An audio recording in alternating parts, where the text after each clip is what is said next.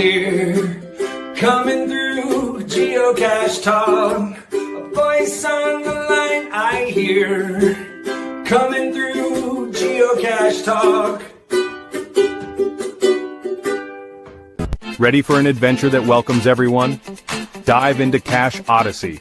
Cache Odyssey is 6 fully accessible geo tours where every geocache is designed for everyone, regardless of their abilities. Each hidden cache tells a unique story, bringing people together on a journey of discovery. So, whether you're a seasoned geocacher or a new adventurer, get ready to experience the thrill like never before. If you have not become a patron of the Geocache Talk Network, what are you waiting for? Patron levels start as low as a Bison Tube level at $3 a month. To sign up is easy. Simply go to the Geocache Talk website and click on the Become a Patron button, or go to patreon.com/Geocache Talk. Have you subscribed to FTF Magazine yet? FTF Magazine is the #1 geocaching magazine available. It is a quarterly magazine that you can be part of. Submit your geocaching milestones and adventures to be published. FTF Magazine is also interactive with puzzles to solve and the hunt to find Spartacus. If you can solve the puzzle or find Spartacus, then you will be entered in to win a special pack tag. Every new subscription, you will receive a special swag pack. Subscribing is easy. Just visit FTF's website, ftfgeo.com. Don't miss out and subscribe today.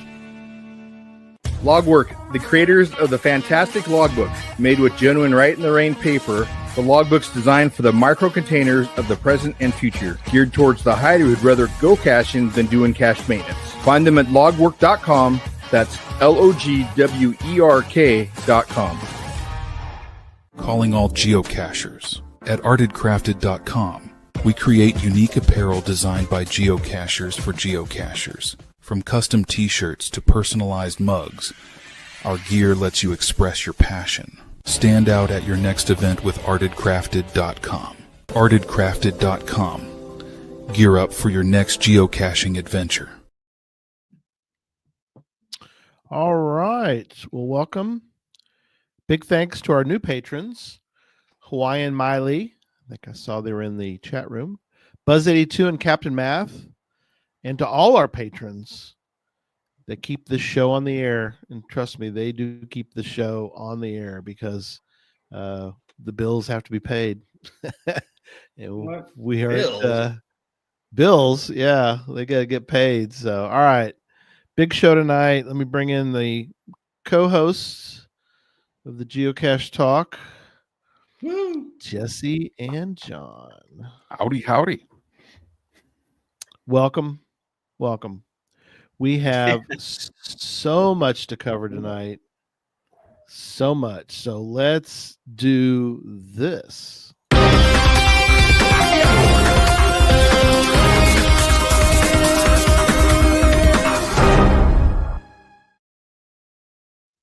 Breaking news that we'll get to in a minute. But first, some other news. John, start us off and tell us about. Maybe not. Well, Gary, I'm ready, Gary, to talk about Pizza Talk, the brand new show on the Geocache. Oh, come on, Gary. Oh, you said 2025 was the year. No, my goodness. Oh my good. No. We're not gonna. Are you craving cheesy goodness? It's time for Pizza Talk. Whether you're at your no, yeah, now we're talking. We're talking, guys. Yeah, check this out in the chat room. People are excited. Happy Hodag. Yeah, Tim, he's excited on this one. Everybody's excited for Pizza Talk. I tell you what, someday. Okay, but not. But today is not that day. Oh man, guys, I had pizza twice today. I was ready. No. All right, quick update on Jasper coins. You can buy them again shortly, but not yet. Coins are temporarily on hold until the coins can be fixed. Yikes. They do not have trackable codes on them. Which happens. That happens at the manufacturer. They're still coming.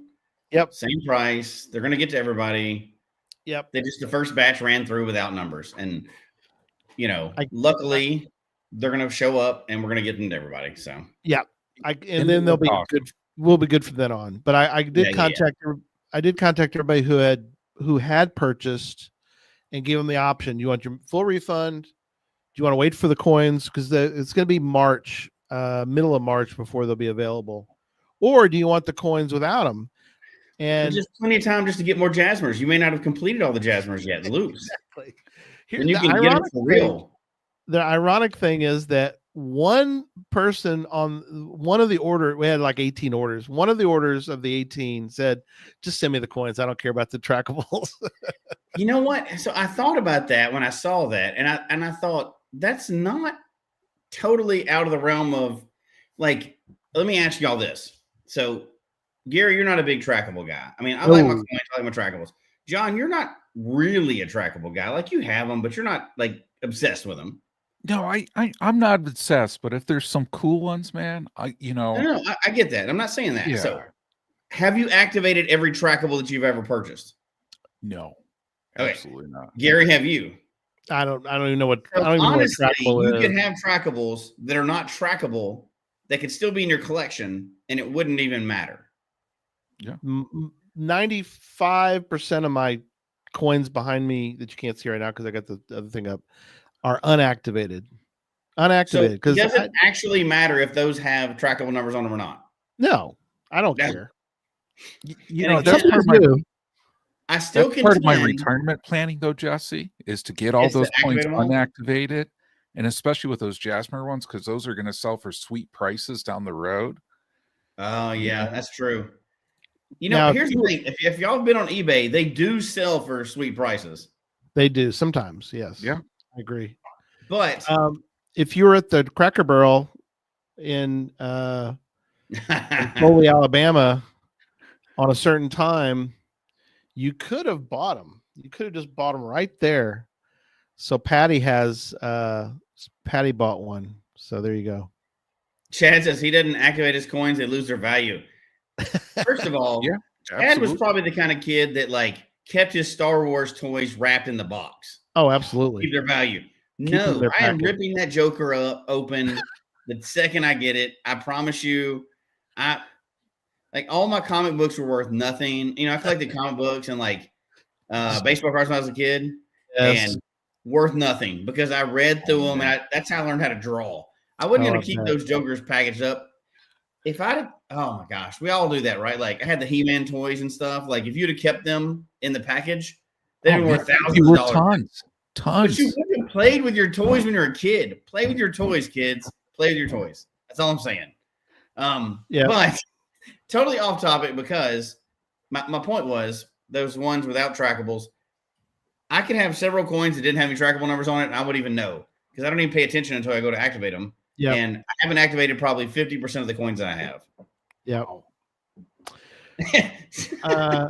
Anyway, I was right. I was right. Yeah, I knew it was. Yeah. Play with your toys, Chad. That's why he's got so many toys now because he didn't play with them as a kid. Yeah. Because he's got a lot of cool stuff. Smart thinking. That's why Chad. So just email. We'll give you all the details on that. If you've got one. Yeah, no problem. We'll swap it. We're taking care of everybody, so you don't have to worry about it at all. We'll swap it with you. Yeah, not a problem. 100%. We'll get it fixed. That was not anybody's fault that bought them. Manufacturer just had a miscommunication. They're totally taking care of it too. So they are. No ill will there at all. No, we'll get it. We'll get it worked out. Yeah. Speaking of Bamarama, since I mentioned Patty buying one while I was there. They did come out with Bamarama 2026. Wow, it's a different event date. It's a week later, so it's February 21st. But it's in the show notes if you want to. Go ahead. What's wrong? This is a conspiracy. This is bull crap. That is my daughter's birthday.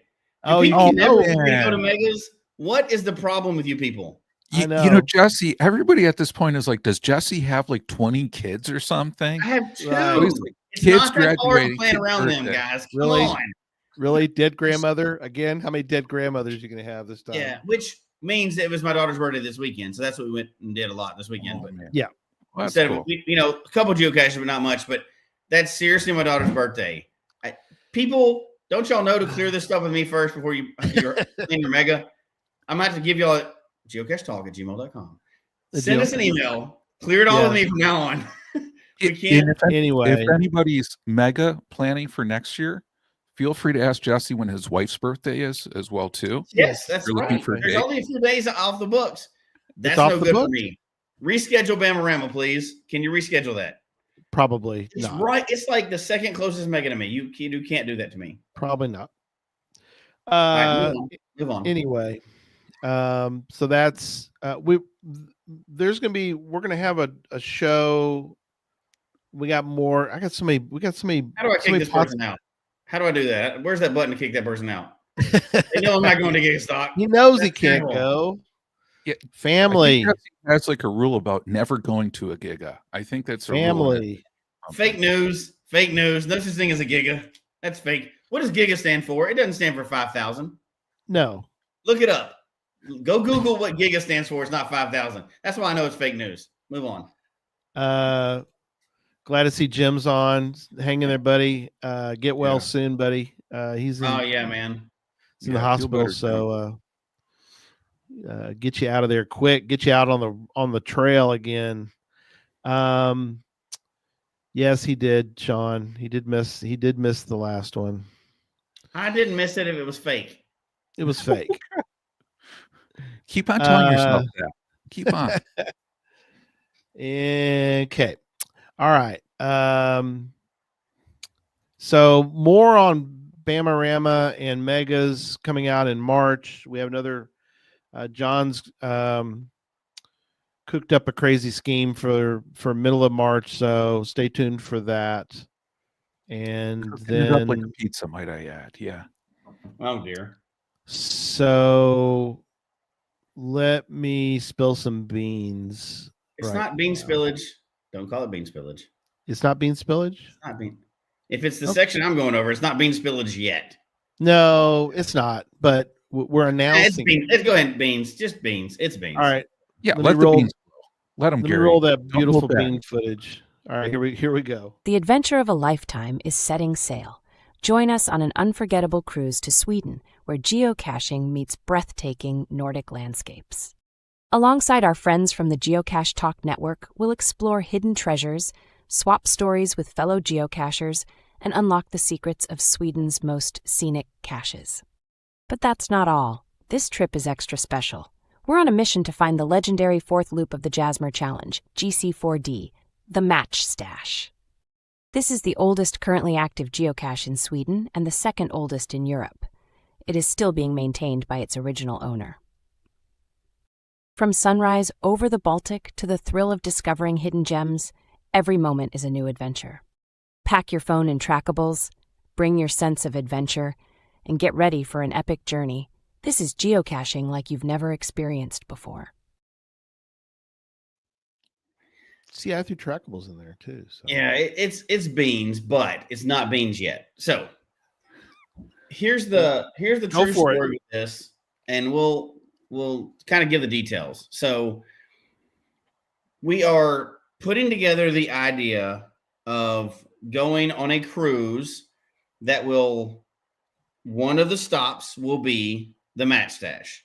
So to finish the Quad Jasper and get that great coin, to finish the Quad Jasper, we are looking at summer 2026. So let me give you the details of what we're talking about, just a general idea. And then what we're going to ask for at the end is people that are interested in potentially being able to go. We're going to need your email. Not your email. We need you to email in geocachetalk@gmail.com. We just need people that think, hey, this is something I might do. The reason why we're asking for that is we want to see if this is a project we can put together.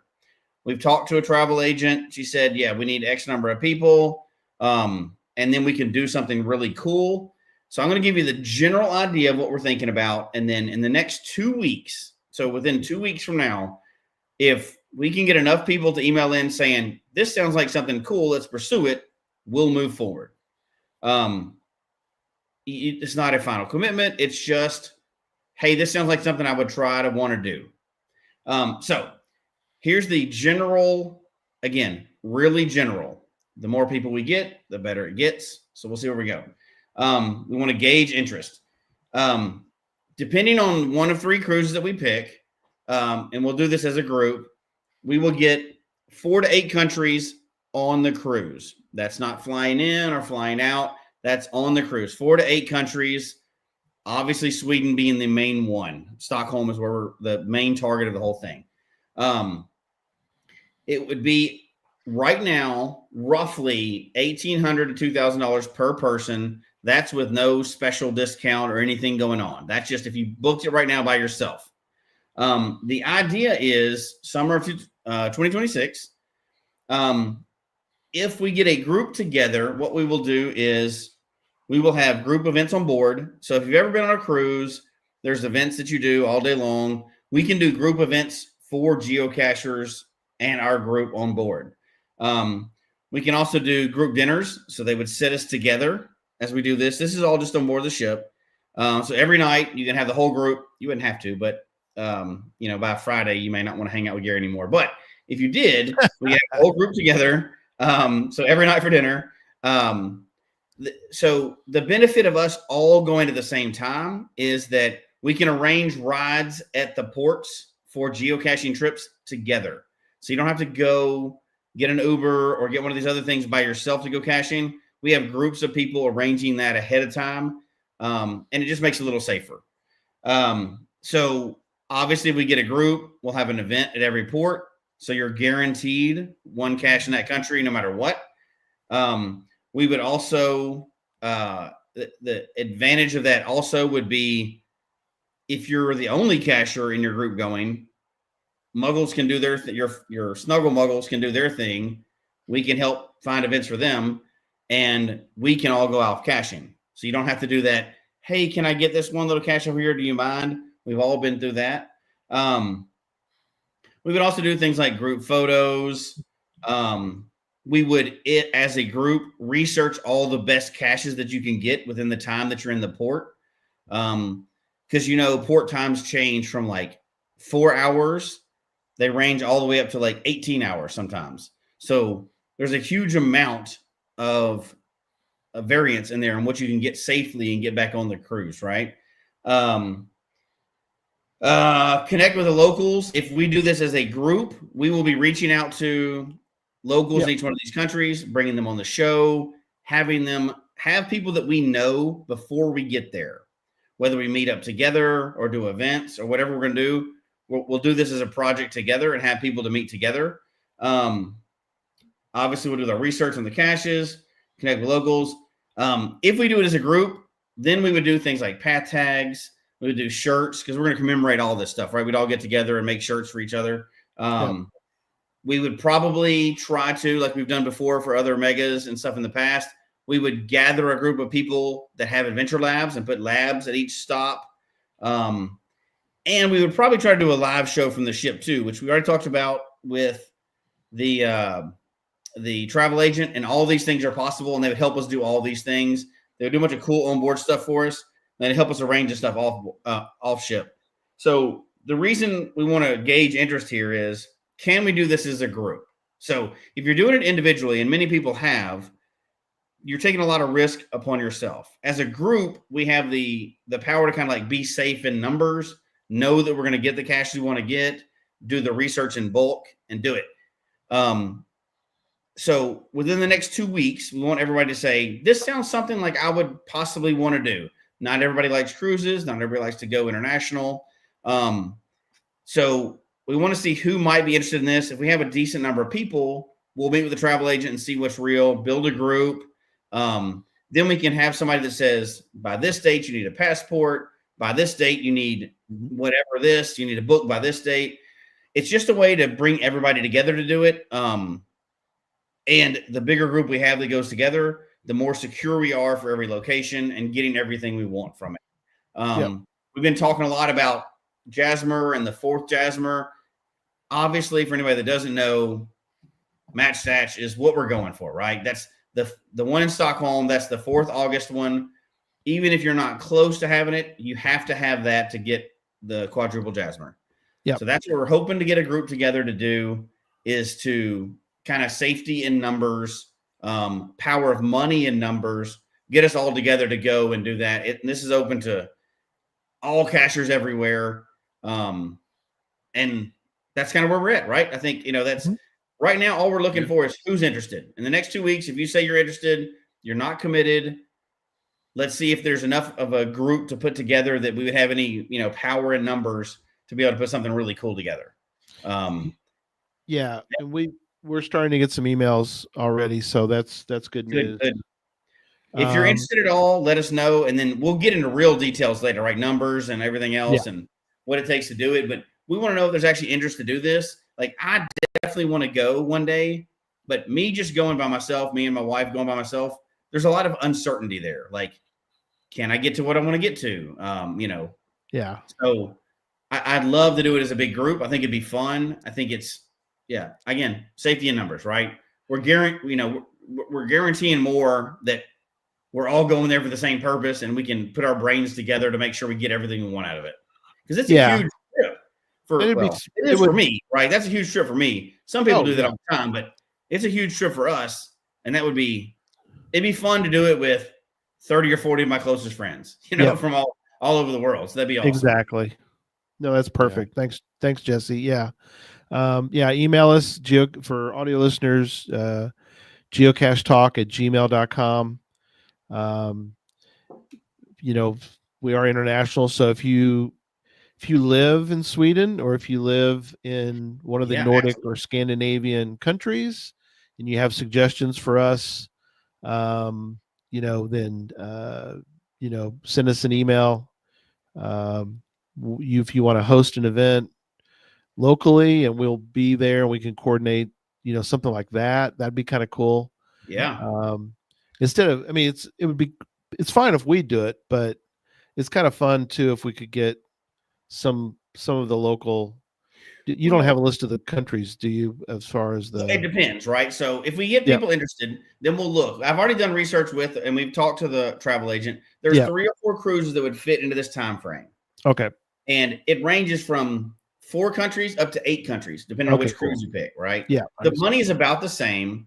The direction you go is different. The time you would spend in Stockholm is the important thing, right? You can't be like there, not in there. You need one that's got the biggest time in Stockholm, because that's the most. Oh my gosh. But you're going to get multiple countries out of this no matter what. Yeah, like absolutely. You're going to get multiple countries. But how awesome would it be? Like, say we do put this together, then we start reaching out to people in these. We know the 5 or 6 countries we're going to go to, right? We start intentionally reaching out to those 6 countries, start getting cachers to come on. We're going to have friends in those countries before we show up. Yeah. And you're talking 2026, right? So that's not this summer coming up. That's it's like a year and a half. Well, we need a year and a half to get to know people, and then go meet those people on the other side of the world that we've been talking to online, and everything, that we have on the show. And we're going to find out a lot more about what's like the local stuff. Obviously, that one cache is the most important. But visiting these other countries, go ahead. So summer 2026, Ryan. Well, I wonder though. I think Ryan's question, if I can interpret it right, and if I don't, Ryan, help me. But I think he wants to know like how long the cruise would be. Oh, is it like 8 days? It would be 8 to 11 days, depending on which one we pick. Right, 8 to 11. Because there's ship time too, right? Besides the things. We can decide on that as a group. Right now it's a range of things. But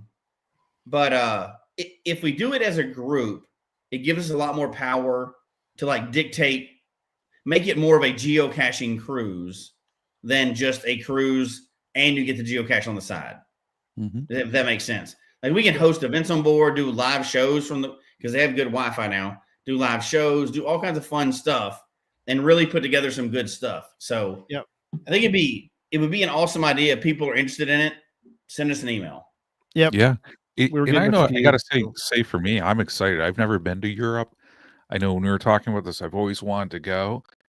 And just the fact of going together with this group, to me, that is so cool, because that's a big step for people. For many people, this could be a trip of a lifetime, but going with a whole bunch of your geocaching friends, man, it just sounds like it's going to be incredible.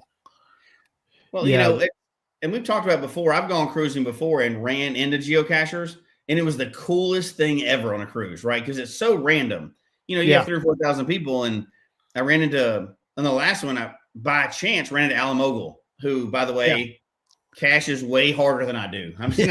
I'll admit that in a heartbeat. If you haven't heard me say that before, there's a reason why that Joker has 2,000 caches.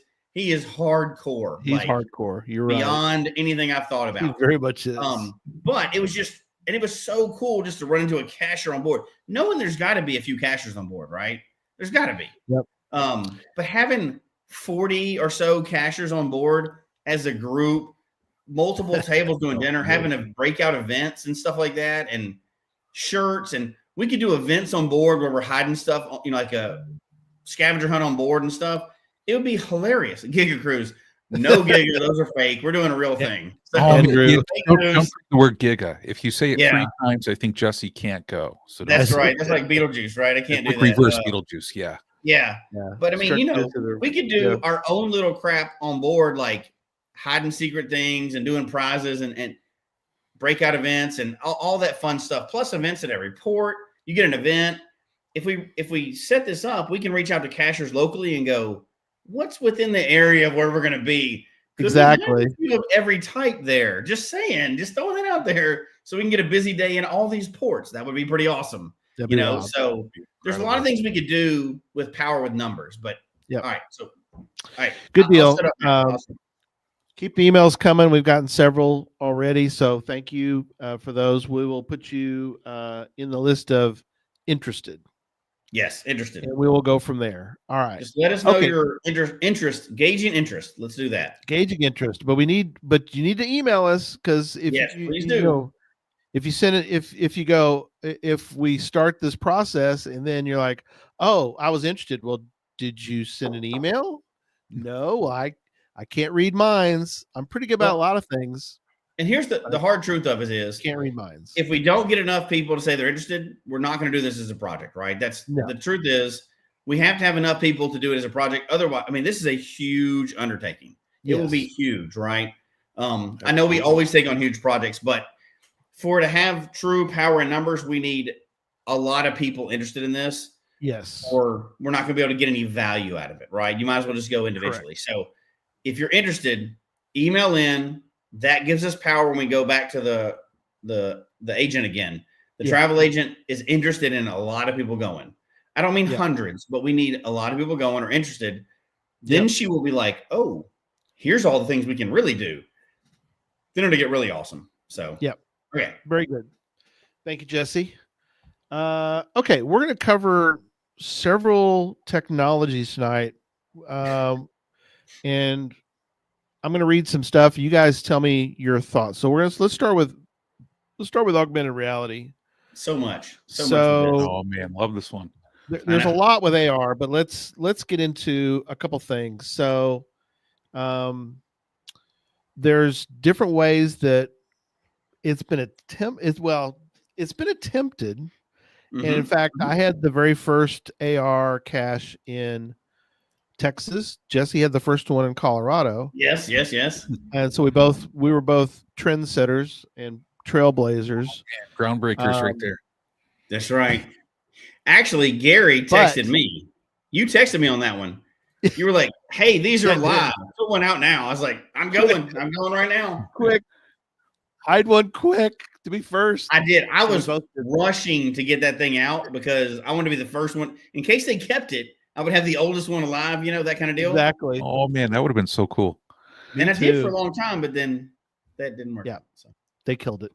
Yeah, I had mine was survived up until they finally the reviewer told me I had to archive it. So that one survived for a while. So, what are y'all's initial thoughts about where we are at with augmented reality, and what do you think we can do today with augmented reality?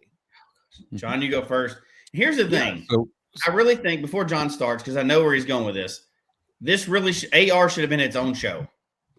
I know. All the other parts of this, I don't even know how we're going to get to tonight, but then I'll shut up now because I'm about to go off on it, but go ahead. John, go for it. No, I love it. We've got what? We've got 9, 10. We got 12. No 12 chance of we're them getting to all cover. those. Zero chance we're getting all those, Gary. Even if we weren't talking about the cruise, I think we could talk about AR all night. But I'll okay. Go ahead, John. Yeah, absolutely. But We'll do a part one. We'll do part two again. I agree. Yeah, but Go ahead, AR. So, this one is like very exciting because I mean, I think when HQ attempted in the past before, it was like app oriented, and a lot of times, like, when you're trying to do things, I know when I was trying to do like a spectrogram based puzzle years ago, which I got approved, the question was there a web based version of a tool that could solve it? And there is. And the cool thing now with augmented reality is there are, web-based experiences that you can provide and use your cell phones to do that. And I think most people are familiar with augmented reality, where augmented reality, you're putting a layer over reality. So you're adding something to it, which is kind of cool on that side, because if you can put things like locking them for GPS coordinates or to a specific location, you could put some cool hidden messages there that you can see in an app that other people can't. Just on that fact too, I mean, like, you can do things. I know Gary's going to talk about an app that he wants on this one, but just to think about that as cachers, because I know one project, and I know I could talk about this for a long time, but like the Civil War augmented reality project, if you know what that is, cool. If you don't, look it up. But what a cool way, because for history on that one, when you're going to a place, and with the Civil War augmented reality project, you're looking at a field, you're looking at a farmhouse, you bring up your phone, and now you're seeing the soldiers in front of it. And like, how incredible, how powerful is that from like historical perspective? And I know there's a bunch of folks who love historical caches. I know I do.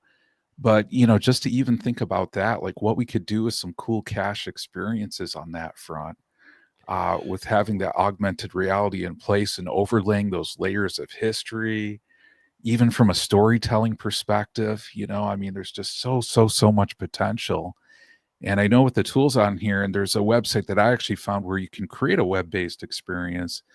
I think these things are really going to be coming up a lot more for people to use. And I think once people see them, they're going to be a lot more powerful out there. But I mean, there's just so much you can do on this side for sure.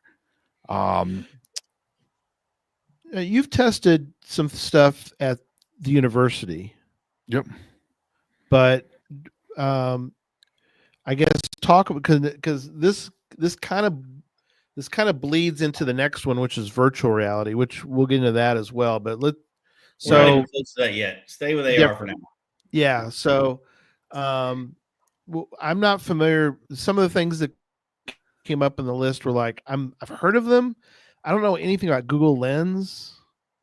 Is that basically like Google? Is that like, okay, you're jumping ahead. Wait. AR goggles. Go ahead. No, all right, you're jumping ahead. Okay, go ahead. I'll tell you what I'm going to get into, and there's three things I want to get to before we move out of AR. One is where I go. Shocker. There's a time to where I go. Big surprise. 2 is treasures, and 3 is glasses. Glasses is kind of what you're talking about. Yeah. Here's the question I have to ask before I even start any of those 3. Right.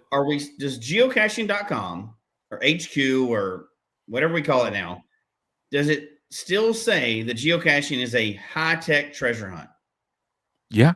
That's still the slogan? Because if it is, everything we're talking about tonight should be incorporated at some time. Yeah. So it should be. So real quickly, because I know Gary's got some. All right. Go ahead. Where Go. You got time. Whereago is already tied in. It's another app tied into location-based. When you get to a location, it already does audio, video. It seems obvious that we would add that into the Whereago app. Right. AR overlaid into the Whereago app. It's already built that way. It's just one more step away. They have a platform that they've neglected since 2008. Yep. This is where that should go. AR should go into Whereago.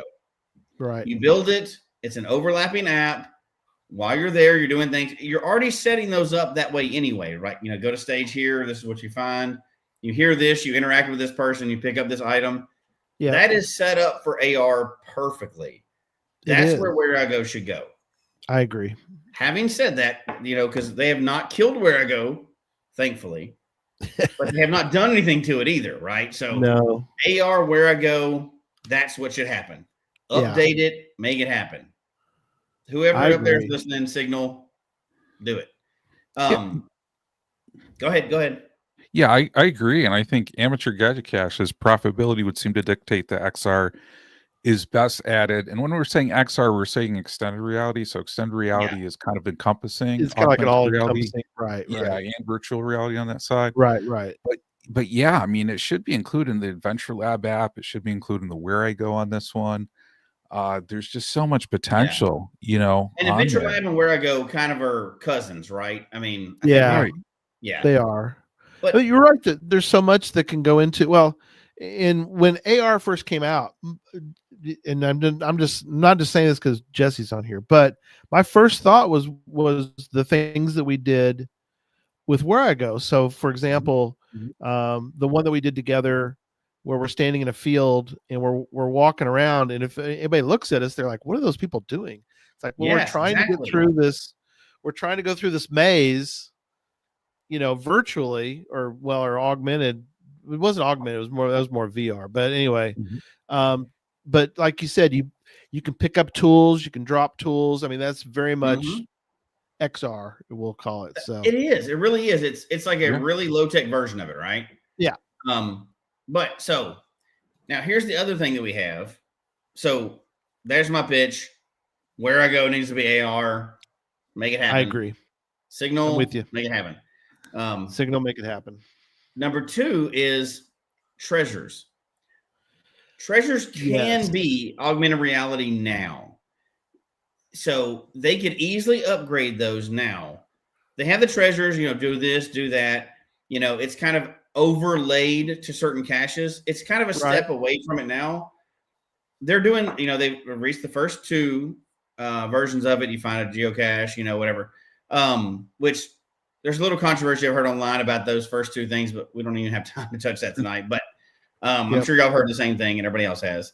But take that a step further. Add AR to those treasures. When you get there, you can see what you're going for, or it's an add-on overlay for, I think we talked about this either offline or online, but instead of just their things, have an ongoing one for FTF. That's never really been a thing. The first person that gets there claims it. You get that treasure. You get that. It's literally like a beacon that you get, pick it up. You can kind of see it in the area where the GPS coordinates are. What about Lonely Cache? That's one they can put out all the time. After 180 days have passed, nobody's found it. It shows up on the map. Literally, when you're going there, it's it's a beacon. Augmented reality for it. Or this whole show by itself, but zombie caches. I know. Like it shows up with. I know. I don't even want to get into it. I know. But zombie caches. There should be. If the owner of that cache has not been there for a long time, a little zombie pops up on it. I love it. Some of you wouldn't go for that. I'd go for that in a heartbeat, right? You capture zombies. That's what I'd be all over it. Clean up the game board. That would be an awesome AR. Now, go ahead. Sorry, go ahead. I think the gameplay would be interesting on this one because it's like, do you know there's something when you go there, or do you go there and then you're in reasonable proximity and then you see the overlay and then you get like a big surprise factor where you're like, oh man, I didn't know this. You know what I mean? How awesome would it be either way? You're like, oh crap, this is awesome. Like this brand new thing that's there, right? Not to mention interacting with it as part of the puzzle. That's a whole different level. But so now here's where we're going. If we're talking, this is current, but if you're talking future, and this is Gary, where I'll turn it over to you after this, but Google Lens. So glasses were my last thing. Those are going to happen. Yep, they are. Failed before. They're going to happen. Glasses are going to be smart glasses. Just like watches are smart watches that didn't used to be. Glasses are absolutely. And AI was what we were waiting on that, which we're not even doing touch tonight probably. But the glasses, once you have glasses where you can look through, AR and geocaching go hand in hand. 100%. You don't need a phone anymore. You don't need your watch. You don't need your CarPlay, which is all those things are geocaching. Now you have glasses. You're just walking around. You're not even a weirdo with a clipboard and stuff anymore. You don't have to have any. You can see everything. Imagine what you can do with those glasses and AR and geocaching. Yes, that's a game changer. I know that's future. Not everybody has those yet, right? But Right. People are going to get them. There's no doubt in my mind that's going to be a stand. Everybody's going to have glasses on their face. And I know people might say that's not going to happen. It's going to happen. I'm predicting it now. We're recording this. It's going to happen. People are going to work because there's going to be too many advantages to it, right? Like, just like now you can pay with your phone. You can do so many things with your phone. The glasses are going to give you too many advantages. Everybody's going to have them. Yep.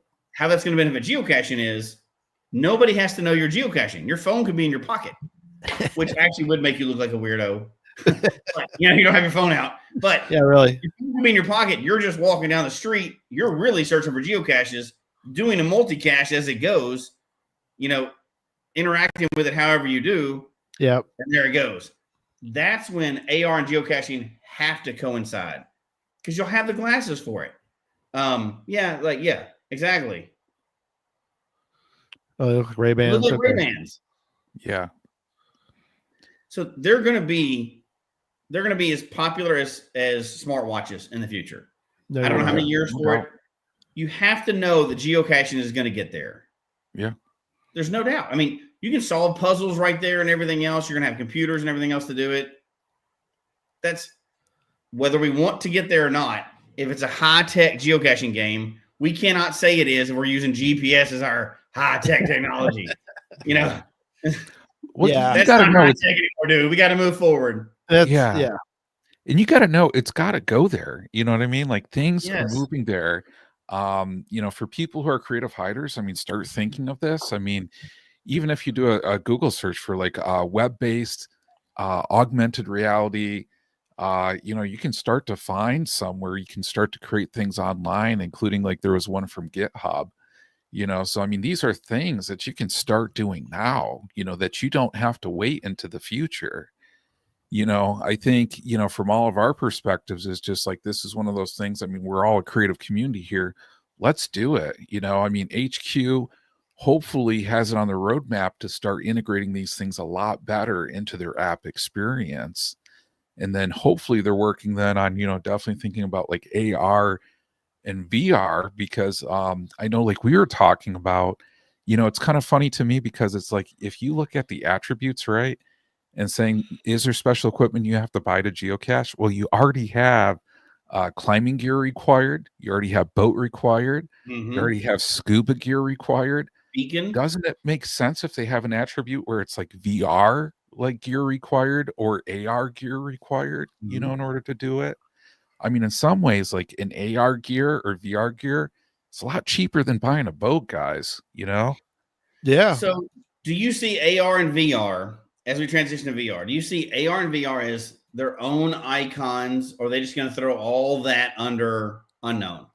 I think you got to do it under attributes because it could apply in so many different ways. See, so I think AR and VR, VR separately. I think AR, I don't know. So I could see it being its own icon because it's so much different. But I see how you're saying attribute too, because you could put it on anything, right? But yeah, you can put it as the Whereago thing, right? Like you can combine anything, but as soon as you use a Whereago, it's a Whereago. As soon as you use AR, it's an AR. Yeah, I don't know. I'm saying I think this is specialized gear you buy, like scuba gear. You know what I mean? Mm-hmm. VR gear or AR gear. You put the attribute on there, and people then know to get that cache. They have to have AR or VR gear in order to do it. Yeah, you're winning me over a little bit. I kind of see what you're saying with AR. I'm not saying with VR. That's a set. We ain't got there yet. With AR, I can see that as an attribute because you could put that on most cache types, I think. Yeah. Even an event. Oh, man, we haven't even talked about that. Yeah. AR for an event. That's wow. We can do all kinds of stuff with that. Yeah. I didn't even think about that, but like anyway, okay. We're moving to VR. If we're gonna make it do anything, we got to move to VR. No, you're fine. Yeah, we do that. Speaking of VR, a couple things came to mind when we were putting this list together, which was Ready Player One. Watching that movie, I'm thinking, dude, that is so. Think about that as far as geocaching, like in the real world, and being able to see things. The whole thing. Anyway, but also Free Guy. Remember Free Guy? He puts the glasses on. Yeah. Yeah. And free guy. He's like, whoa, there's stuff in front of me. I can't, you start seeing everything, which is incredible. But anyway, all right, we're moving on to virtual reality. We got some others to do. What in the virtual reality space did we not sort of cover in the XR sort of talk we've been having so far? You want to hit it first, John? Because I I'll definitely have hit an idea with this one. So, back in the day, Jesse and Gary did a great show upon puzzles and mystery and what could be one of those. And including Jesse showed like, hey, here's a video game I created that you have to play to get the coordinates where the cache is hidden. So, just kind of think about that. You could do that in virtual reality too. Give people an experience that they could do at their house, and then they go through that and then they get the coordinates. But I mean, I was thinking too, I mean, this is a cool one. I mean, coming back to history on this one, because imagine on this one, right? There's like a very cool historical site, Let's suppose I'm going to visit Gary down in Texas, right? And I've only been to Texas once. But imagine if I had VR gear that I could go to some historical site and go into like a simulated past experience, walk through those grounds, get clues, solve puzzles, and then get the coordinates. So then when I go down to Texas to visit Gary at this cool site, I then go see what it looks like now. And then I can go find the cache at that location. I mean, like, how cool would that be? Well, like you said about the thing, like the Alamo, the Alamo is it's there still, but there's everything else. It's all modern around it. I mean, there's streets around it. But if you could do VR where you've got the same building, but yet you're going through a VR version of the Alamo where you've got all the plane, all the open plains and all this, back then San Antonio was this little small town, little town. And the Alamo was sort of, kind of a little bit away from it's just a little mission, there would be, like you said, there's so many things you could do with that to augment the experience of finding a cache. And I was thinking exactly what you're thinking, John, too. And well, both of y'all, but I see VR as a whole separate category, kind of like puzzles, right? So I was had a multi this week, so I was going over a lot of the rules with this stuff. Like multi, you're supposed to be able to solve in the field, and puzzle with multi stages, you're supposed to be able to, it's okay to like have to go home and solve it and come back and do the next one. Multi, you're supposed to generally be able to solve it in the field for each one of those, even if it's hard. So I see this as kind of like that. I think VR is you solve it where you're doing VR.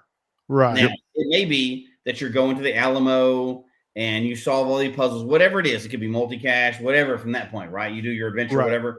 You find the cache, and then the cache is in that real location in real life. Yeah. Right? Mirrors real life. So then after you've done that, it gives you the chords. It also shows you found it where it's hidden, even if it's behind like a fake brick in a wall or whatever. Yeah. And when you go to the real location, it mirrors that. So I see this as its whole separate icon because it's so different. Like you don't overlay VR onto every other cache type. I see it as its own cache type. Separate. You solve it at home, then you go do the real world experience after that. Makes sense.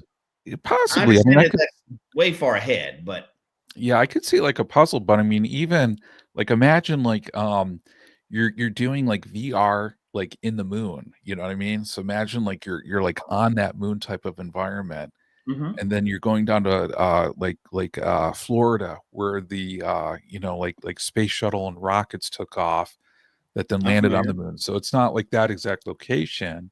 It's like a different location, and then you're going to another point where it kind of connects with that. That's kind of cool too, No, absolutely. But I still see it as two separate events, like what you do in VR and then going out separately. And like, I don't see you bringing VR in the field.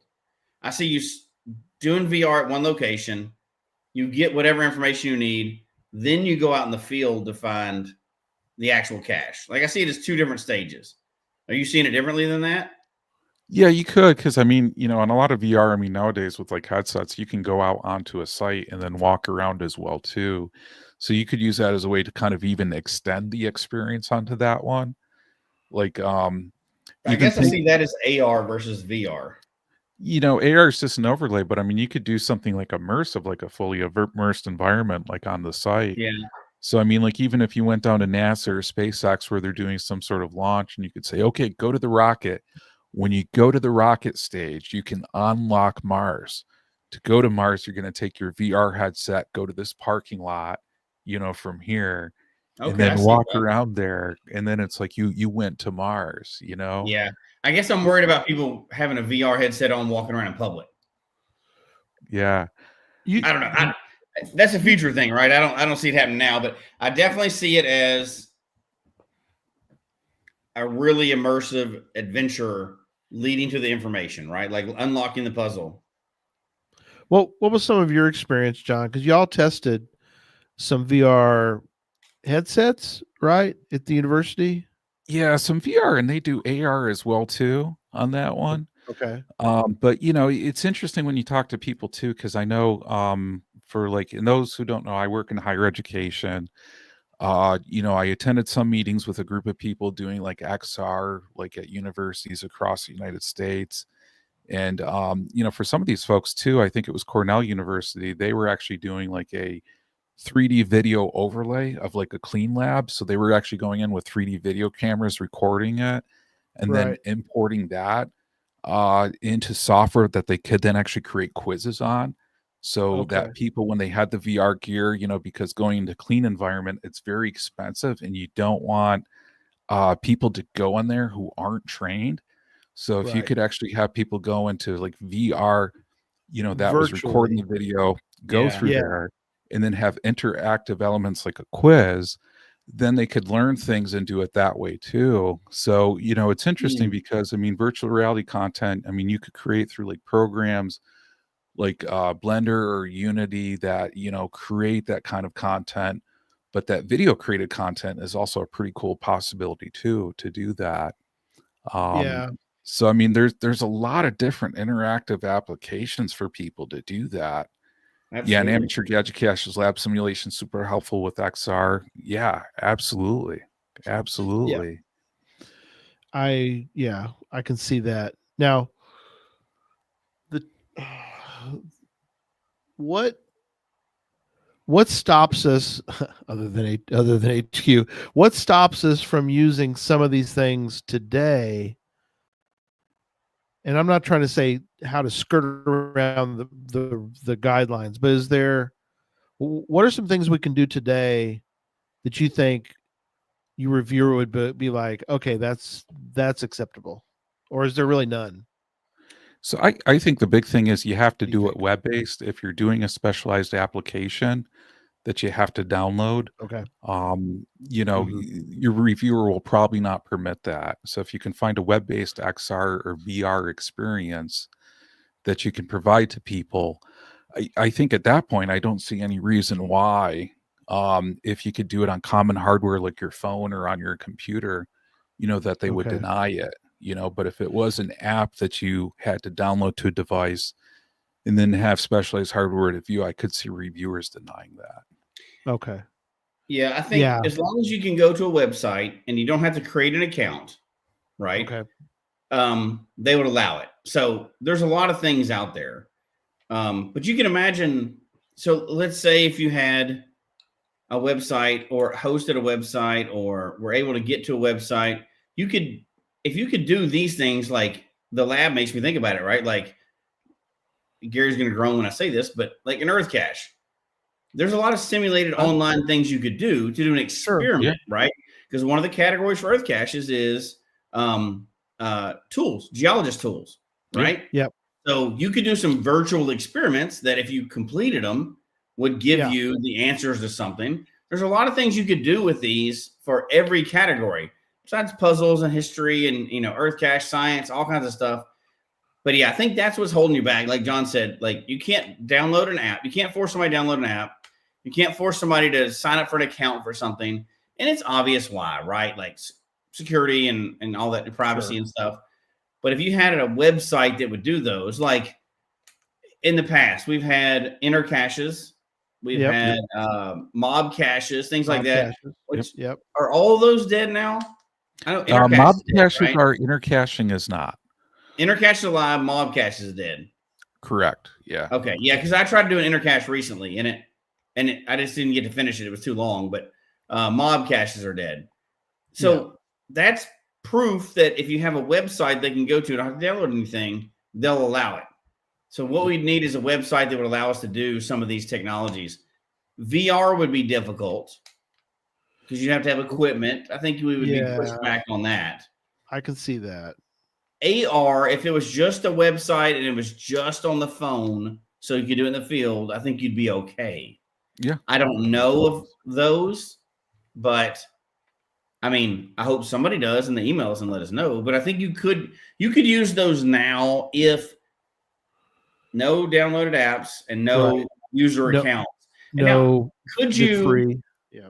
Let's say it's somewhere that you have to make up an account. Could you give the user the account name to sign in with it? Right. So they'd have to sign up their own, like, so it's free and geocachetalk@gmail.com, and the password is get your cache 111, right? I don't know if that would work or not. Good question.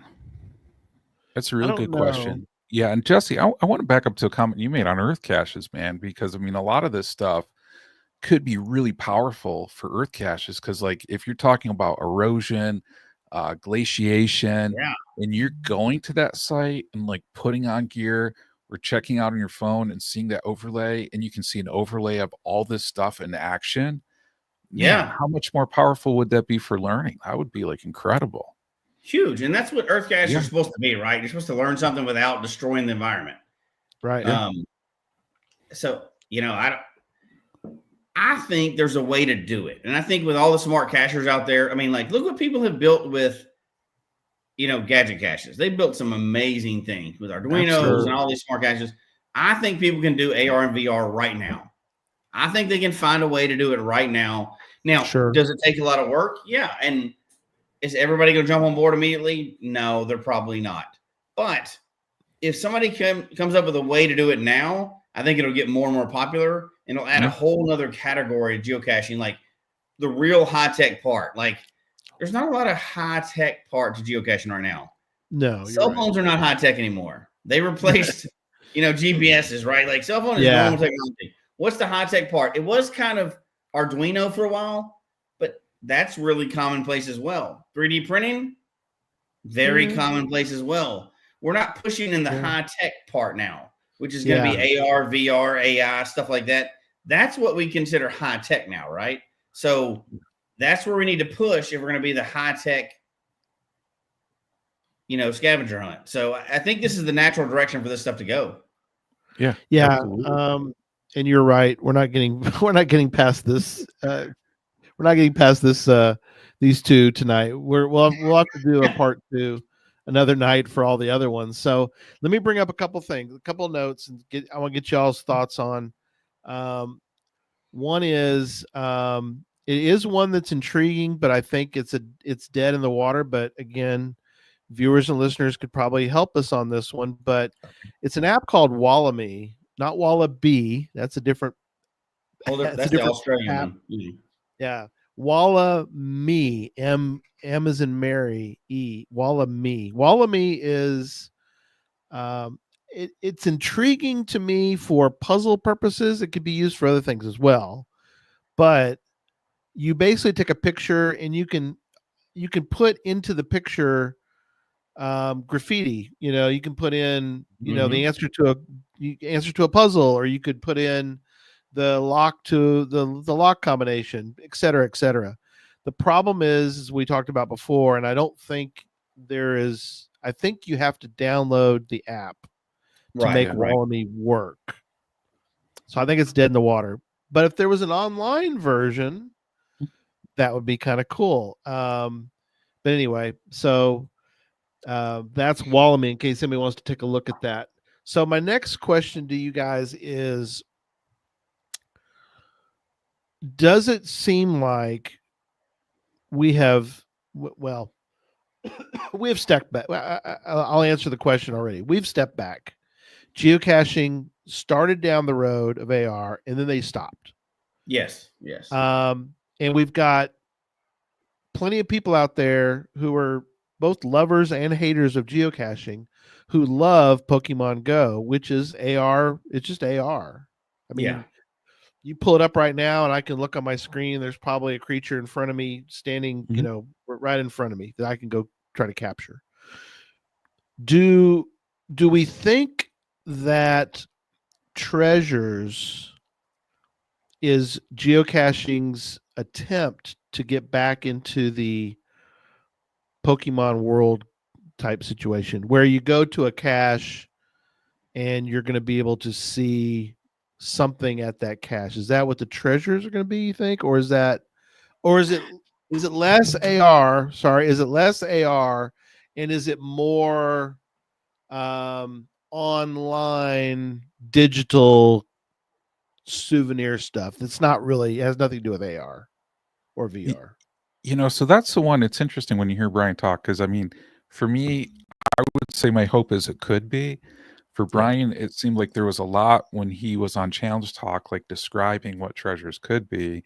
And it was difficult to understand from him, like what the roadmap was. It described like a lot of potential features out there. So, I mean, from that perspective, I'd say I'm optimistic. I do want to say too, for geocaching trying AR, that was cool. That was cool that they tried AR, they got into it. Yeah. Geocaching should be about trying new technologies out there. Sometimes they work, sometimes they don't.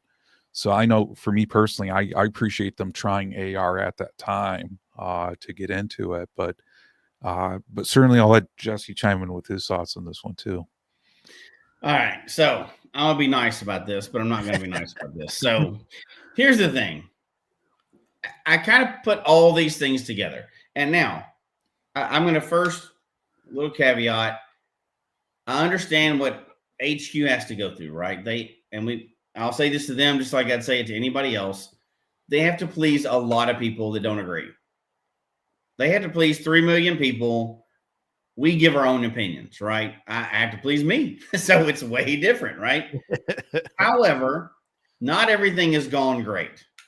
And I'm going to preface this with geocaching challenges, not challenge cache. Right. But we the all original that was geocaching challenges. Yeah. Terrible. I'm pretty sure they would admit they royally screwed that one up. It did not work, but then they took them away from people. Yes. Don't take something off your stats. For a stat-driven group, don't do that. Yeah. That loses, that shakes your confidence in what you're doing. Because people spend a lot of money traveling just to get stats, right? Sure. Those are pulled out of your stats. When they learned from that, they closed benchmarks, which was not necessarily a stat, but it did show up. They didn't remove them. They just locked it. Perfect. Do that every time. Lock it. Yeah. Then we did AR. Better. They attempted it. It didn't work. They just shut it down eventually. Again, I agree. Do that. That's how you test things. But then they do things like leaderboard. Now, we got to test this personally, so I got more excited about this. It didn't really go anywhere. And we all saw the potential. We personally hyped the potential of it. We loved it. I had a blast, testing it out. And they haven't done anything with it. And a lot of us see the potential there, and they're not doing anything with it. So to me, leaderboard and where I go are kind of in the same category. I see the huge potential there, but it's just sitting and sitting. And leaderboards are not going anywhere. So treasures, I want to get excited and hype them up. Just like I would hope to hype up AR and VR in the future. But are treasures going to go anywhere? Should I get excited about them? Is it just their own version of badge gen? Maybe. Kind of seems like it might be. Yeah. Which I'm not totally against if they're going to stay with it. Because, I've maxed out badge gen, right? I don't know about you guys. I love it. I love badge gen. It's not really a part of geocaching, but it's geocaching adjacent. Yeah. And I'll get those diamonds on everything I can get. I love it. For all of y'all that know what I'm talking about, diamonds are the way to go, and then looping your diamonds, right? Yep. but I ran out, just like the black belt thing. That kind of went away. Nobody really cares about that anymore. Once you got your top black belt, max it out, they don't have anymore. But if that became a part of real geocaching and the treasures become a thing that's like, shoot, I'm going for this, and there's a bunch of them, and you're doing it, and you continue to do it, I'm all on board for it, man. I'll support that. I'll buy the T-shirt. I'm there for it.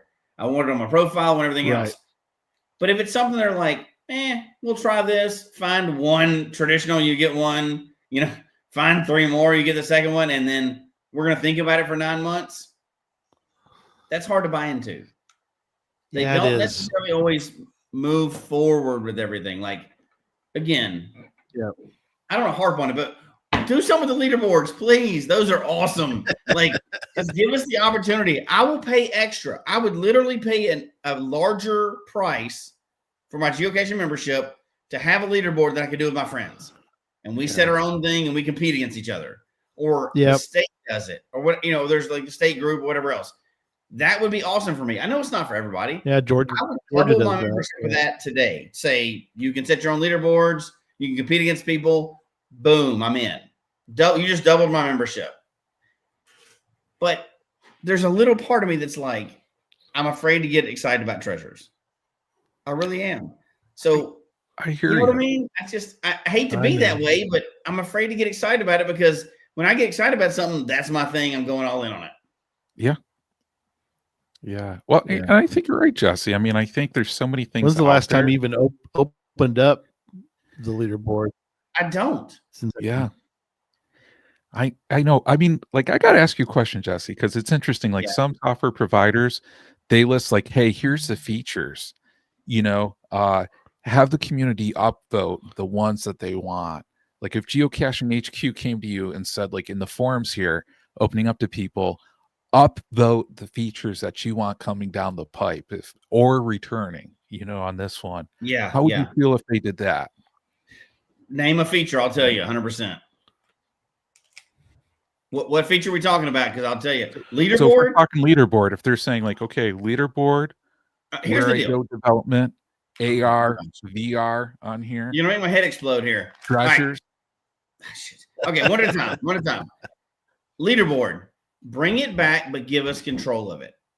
Make it selective, right? So my problem is because we've been doing this podcast for many, many years, I've connected with a crap ton of people. And I'm very happy about that, right? Yeah. I have geocaching friends. I don't mean the ones I met in person, but I mean how you connect with them.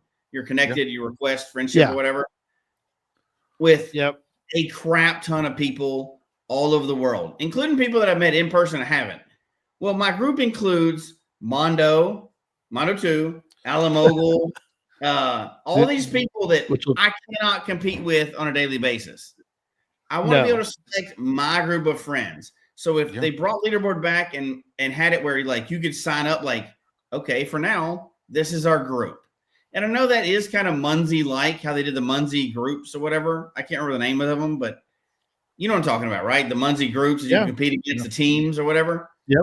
Oh, yeah. That would be an awesome feature for those that are competitive.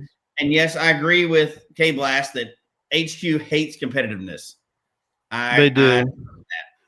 But let me be competitive against my friends. And I would love that. We could set up our own challenges. We could set up our own, all those things. It would be awesome. So upvote that one 100%. And then Owen's comment, it would be nice to create tabs or different groups within different leaderboards, similar to what Retired Guy did with Cache Odyssey. Oh my gosh. Could you imagine being able to do that? That'd be awesome. You're competing against your Jasper group or your multi-group or your FTF hounds or whatever. Oh, because they could do that with treasures. But anyway, there's so many things you could do with leaderboard. So many possibilities with leaderboard. Oh, absolutely. That would be a huge upvote. It goes without saying that where I go, just do something with it. That's the only leaderboard. Please do something with where I go. Just do something. AR potential. It has so much potential. Do something, it seems like, I don't want to be Debbie Downer, but it seems like the only thing they care about right now, other than this treasures thing, is lab caches. Yeah. Right? that's the only thing they've updated in like over a year, other than treasures, which is kind of digital as well. So they're really pushing this digital stuff and not anything to enhance the actual physical geocaching. Well, and I got to put out there, here's you know, here's the only leaderboard like, I go to. This one right here. Driven game. You know, if HQ had like here's our roadmap for the next year, you know, and people got behind it and then made caches aligned with that, that would be a really good way to engage the community. You know what I mean? So if they're saying like, hey, here's this feature here, if they released it to everybody, okay, release it to everybody. If they released it to like a certain group on that, they could do that too. That would be cool.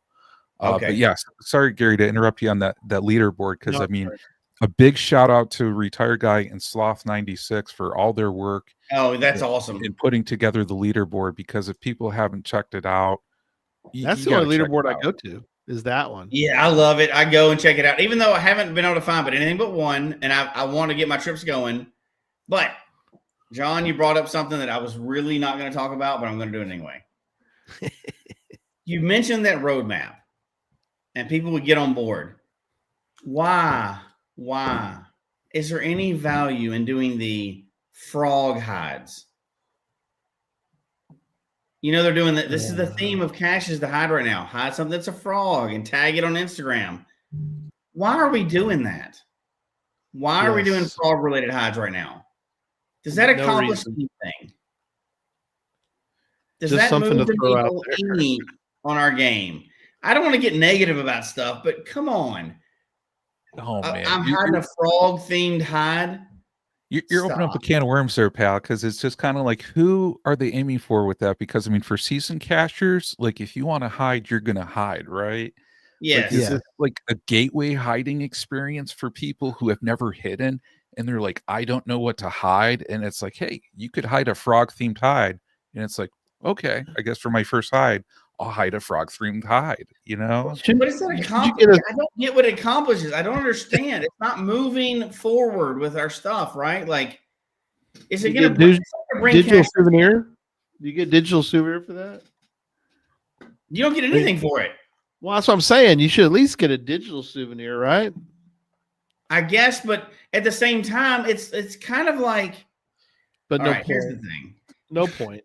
Oh my gosh. So you can't do a challenge or an event to encourage hiding, but HQ is going to encourage hiding a frog themed cache. You know, hide a good cache. How about that? Yeah. Here's our theme for the month. Hide a cache that doesn't suck.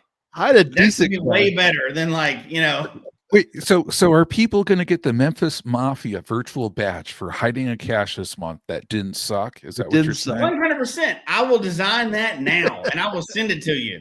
Hide a cache that doesn't suck. But it can't suck. If it sucks, you're not getting it. If you hide a crappy cache that's a pill bottle that you didn't scrape your name off of before you put it under a lamppost, I will send you a badge that says, I suck at hiding caches. Just let me know. I will send that to you. Because we have that cache already. We already have you as a cacher. We don't need another one. Let's. That's off the point. I'm sorry. We got so off track. But come on, you brought that up. I did. You're right. Frog cache. Stop. Just stop with that. That's not. Stop using your brain power on that. Go back and rebuild where I go. Move back there. Let's go back and do that. There's people out here that love them. You know what I mean? Let's do that. Let's just do that. I understand that not everybody does, but come on. Owen I think he wants the I suck at geocaching. He doesn't hide any crappy caches, so he can't get one. No, they want the Memphis one. This cache didn't suck. Hide. He wants maybe that's it. Maybe Owen wants the good one. Maybe that's what it is. Here's the thing, like this, like one more thing they can sell in their store. I don't even think they want to make money because they could make so much money every day and they don't choose to do it. I don't think they sell that much in that store. I really don't think they make that much money off of that. I don't think so. I really don't know how they're staying afloat because I would be selling crap. It's a good thing I don't run geocaching. I've said this a million times. Premium memberships. I'd be selling crap nonstop. Like, you want a webcam? How much money you got? You know what I mean? Like, we can do this. We can do this right now. But webcam, $2,500. Oh man. Locationless, 5,000. You know, guys, what I realize people should have on this one for an augmented reality experience, an augmented Memphis Mafia with them in the field who analyzes the caches that they're looking at quality wise, and then provides you that Just come down authentic to Florida and Memphis we'll go caching Mafia together. feedback. So no augment nothing. Just come down here to Florida and we'll go caching. We don't need to augment anything. So John, you're a doctor. You're a university expert on the latest. Can you build for us a virtual Memphis Mafia that when I'm at Gigastock, I can look over and I can wave at Jesse at Memphis Mafia, and he can wave back going, I made it. I'm here. I made it. Can you do that for me, please? Yeah, Gary, we can try. We can try anything, my friend. Yeah. We're going to try to do that.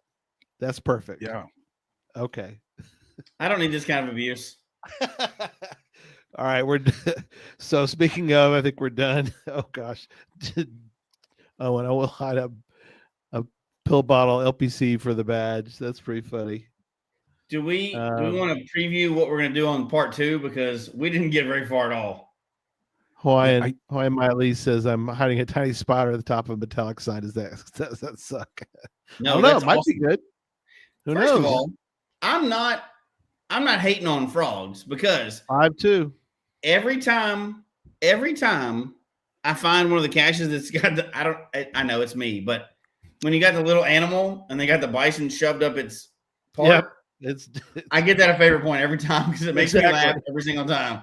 It's worth. They went through effort to actually make it funnier, and it's not just a bison tube. And I think that's hilarious. That's all it takes. It's not that hard. Yeah. I found the fake hot dog with the bison tube in it and gave it a favorite point because it was funny. Yeah. Why not? Why not? Okay. We got so much to cover next time. I guess there's a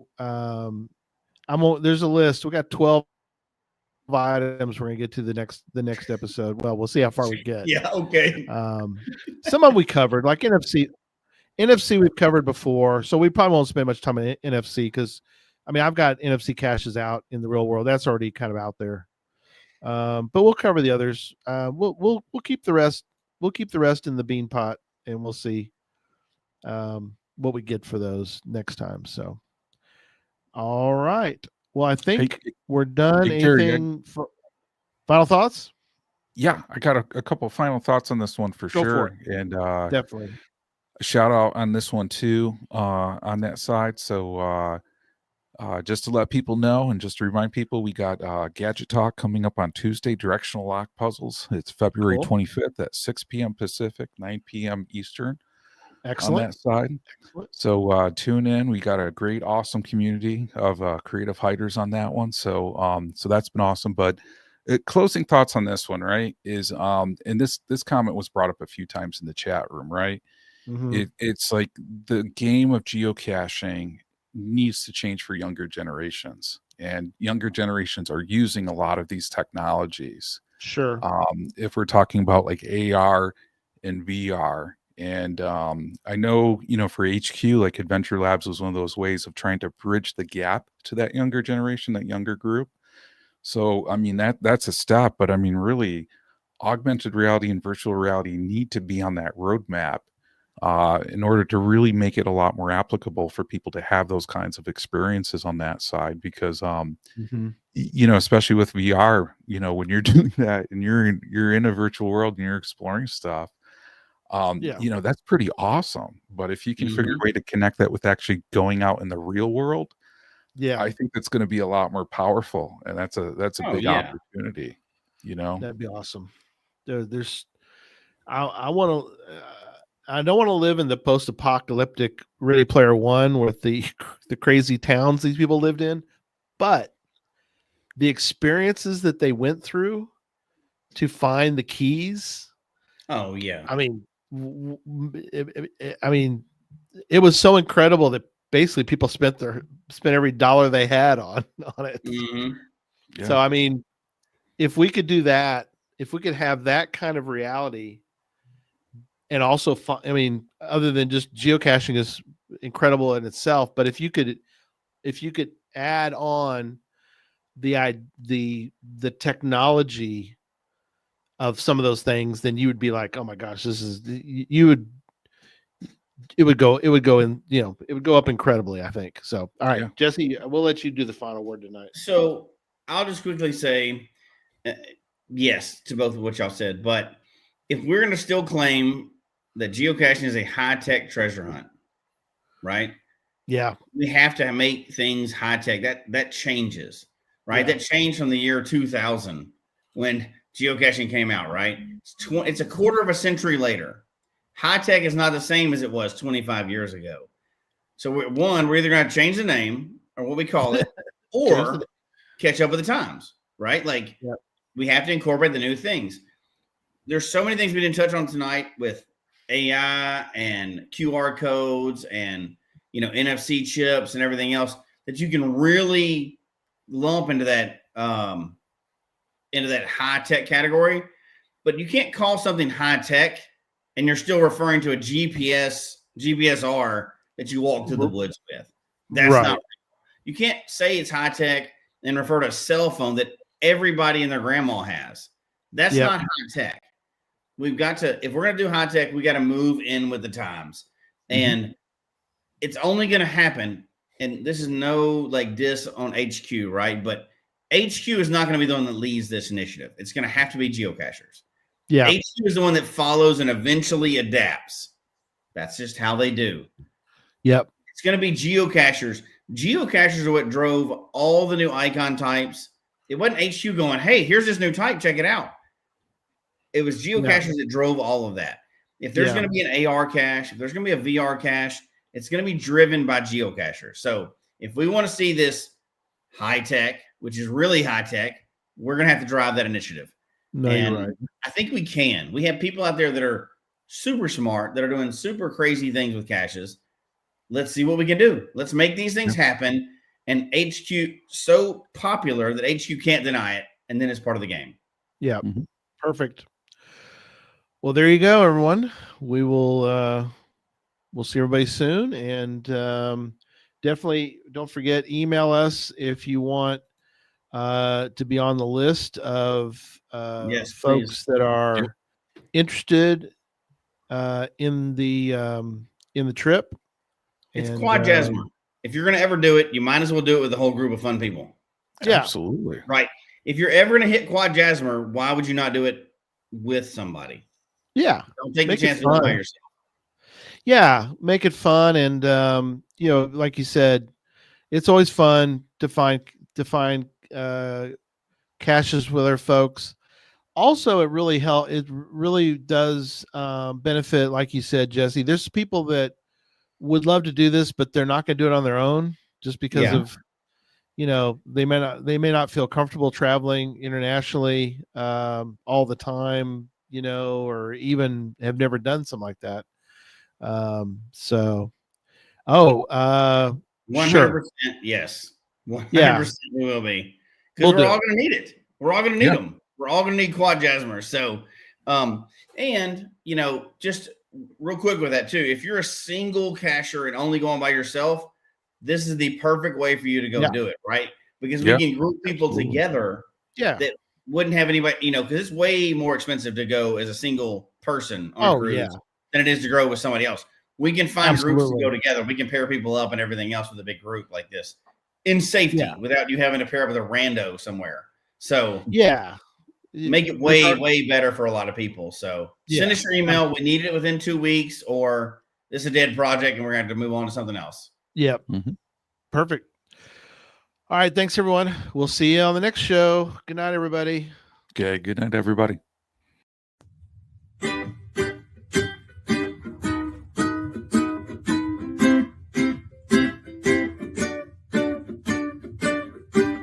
May your finds be many and your DNFs be few.